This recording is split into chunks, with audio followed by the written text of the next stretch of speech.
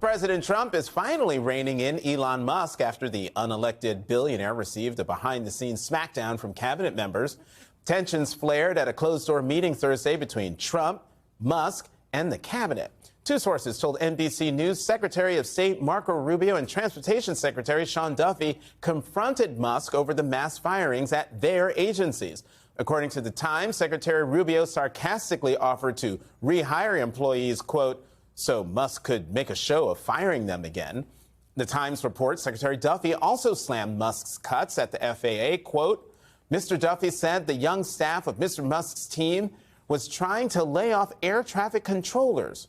What am I supposed to do, Mr. Duffy said. I have multiple plane crashes to deal with now, and your people want me to fire air traffic controllers? Musk said that was a lie, according to the report.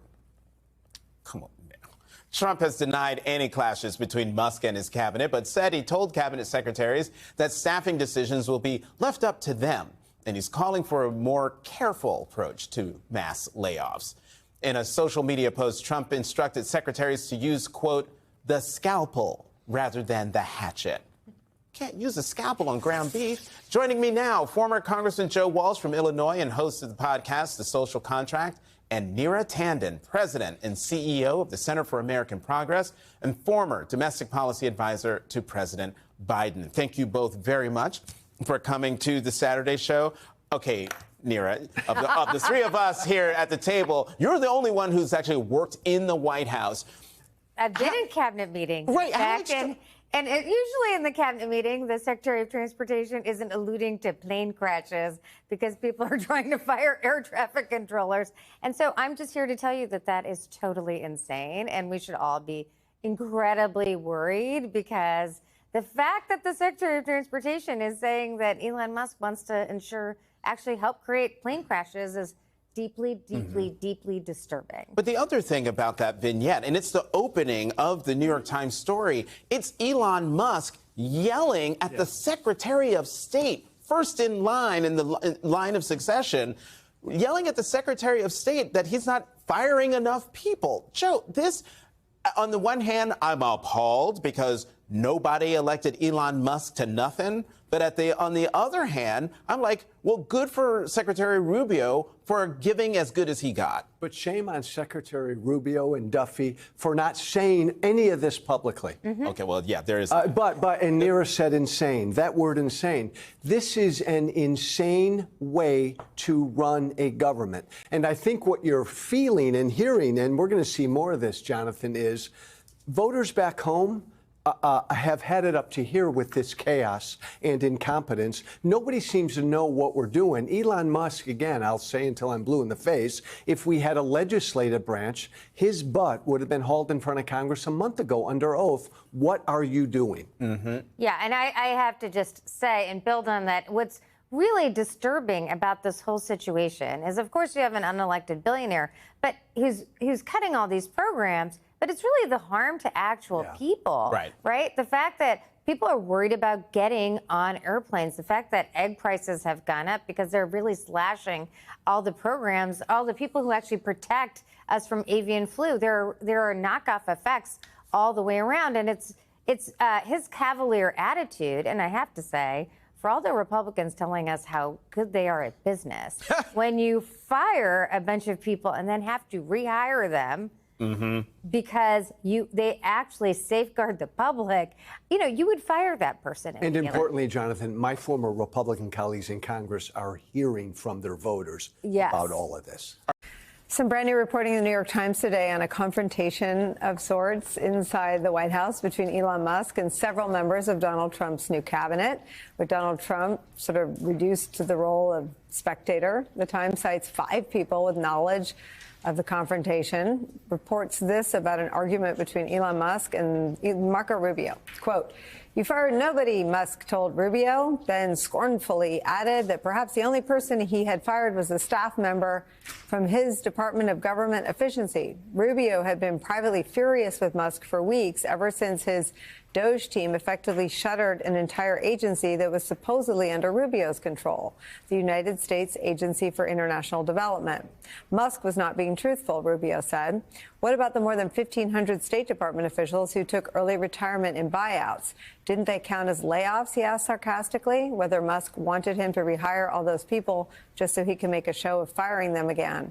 Then he laid out his detailed plans for reorganizing the State Department.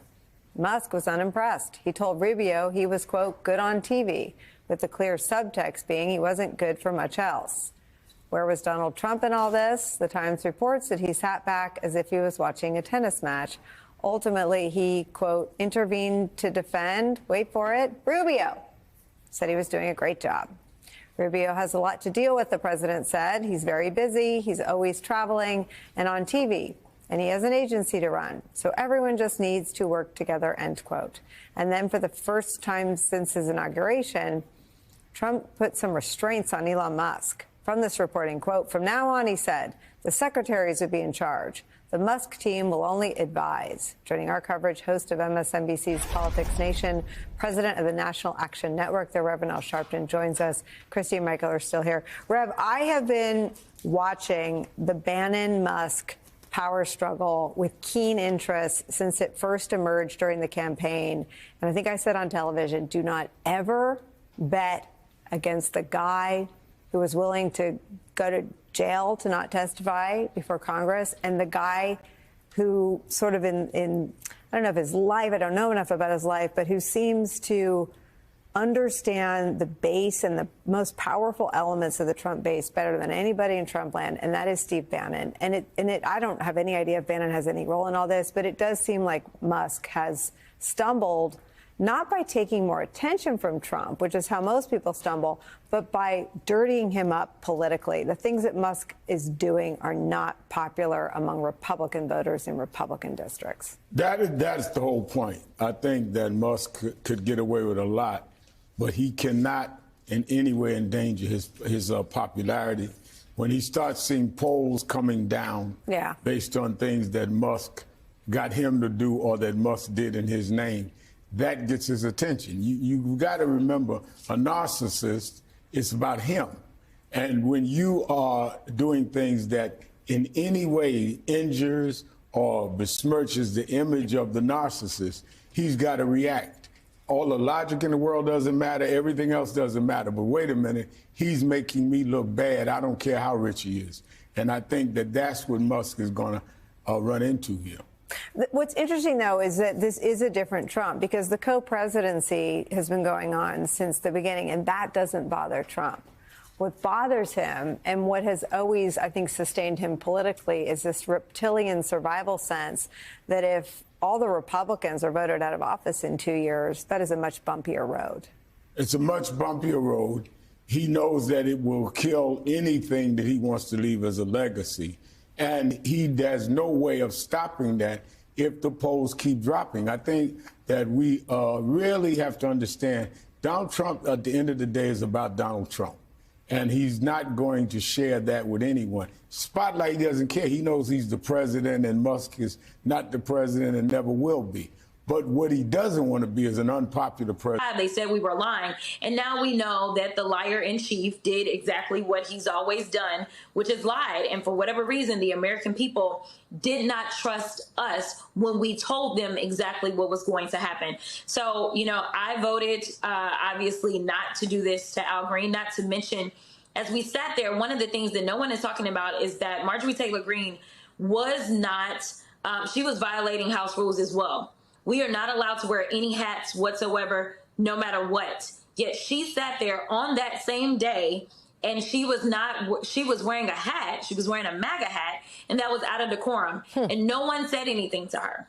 Well, the hypocrisy abounds. We know that not only Marjorie Taylor Greene, but also Lauren Boebert used to routinely shout out at President Biden during the State of the Union addresses, and they never faced a censure from not only the Democrats, but from their own party. Let's switch gears a little bit, because you have been incredibly busy in Washington this week. You're a part of the House Oversight Committee. There was a hearing this week where the mayors of 4 so-called sanctuary cities were grilled. I want to play a very quick bit of something that you definitely had to share during that hearing. Take a listen. Have any of you been made aware of any immigrant that has had 34 felony convictions that has still been able to roam around in your cities? Anyone? No, ma'am.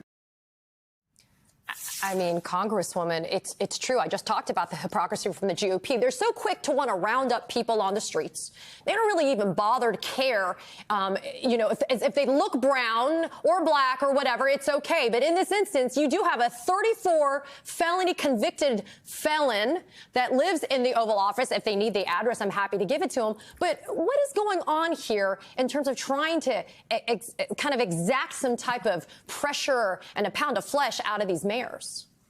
Yeah, so first of all, shout out to all the mayors, and I am saying all the mayors.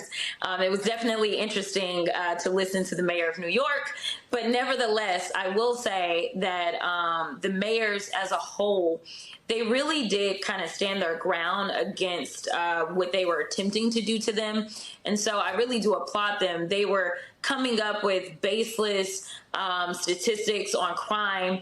And literally, they brought the mayor of Boston, Mayor Wu, who is absolutely ranked as the safest large city in the country. And they were trying to lecture her on crime and immigrants. It was absolutely insane. And so that was why I brought out the hypocrisy, and to keep them from trying to come after me and say, oh, I'm engaging in personalities by talking about Trump, I did not mention his name. So I decided that I would work through or around the rules and make sure that I laid out that as they are so outraged by these immigrants and the crime that they're bringing, and not to mention city law enforcement, local law enforcement, they are always going after crime. And they don't say, oh, you committed a murder? Oh, but you're an immigrant? Well, let me let you go, right? So they are always focused on crime. They continue to say things like the illegals and that they broke the law coming in. But what they're not telling the American people is that it is a civil violation.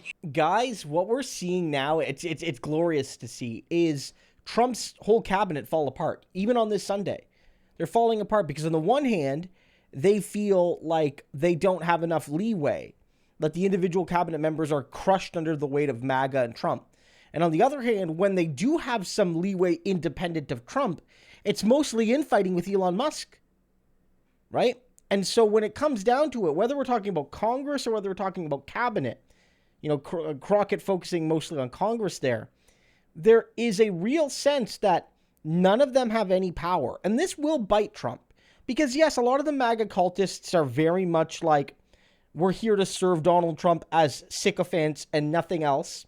That is our duty in life. But let's also be clear. Even for MAGA types that ideologically are very similar to Trump, you don't get elected to the House or the Senate or work all the way to a cabinet position to have absolutely no power. Yes, you might ultimately bend the knee to Trump, but you still want to feel like a big important boy or a big important girl.